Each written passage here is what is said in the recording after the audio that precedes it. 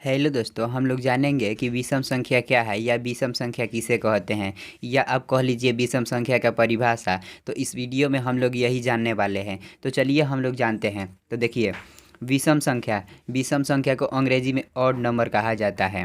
अब चलिए इसका परिभाषा हम जानते हैं। वे सभी संख्याएं जो दो से पूर्णतः विभाजित न हो उसे विषम संख्या यानी कि ऑड नंबर कहते हैं। यानी कि यह परिभाषा यह कहना चाह रहा है कि वैसी संख्या जो दो से पूर्णतः विभाजित न हो, यानी कि दो से जब विभाजित किया जाए यानी कि भाग लगाया जाए ना, उसमें शेष बच जाए, उसे हम विषम संख्या कह सकते हैं। जैसे में यहाँ पर देख सकते हैं 1, 3, 5, 7, 9। यानी जब एक में आप भाग देंगे तो पूर्णतः विभाजित नहीं होगा। 3 में आप भाग देंगे 2 से तो देखिए शेष एक बच जा रहा है, पूर्णतः नहीं कट रहा है। 5 में भी 2 से आप भाग देंगे तो यह भी पूर्णतः नहीं कटेगा, एक शेष बच जाएगा।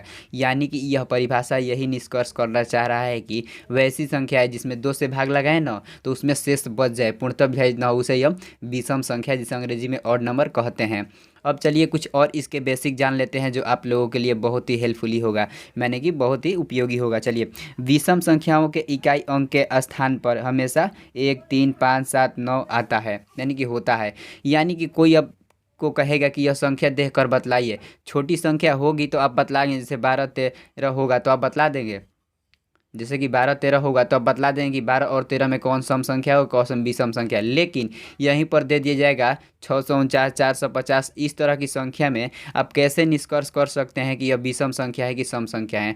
तो उसके इकाई वाला अंक पर यदि आप देख लीजिएगा कि 1 है कि 3 है कि 5 है कि 7 है कि 9 है, यदि यह अंक वहाँ पर मिल रहा है तो आप आसानी से बोल सकते हैं कि यह विषम संख्या है। तो चलिए, हमको उम्मीद है कि आपको समझ में आ गया होगा कि विषम संख्या किसे कहते हैं।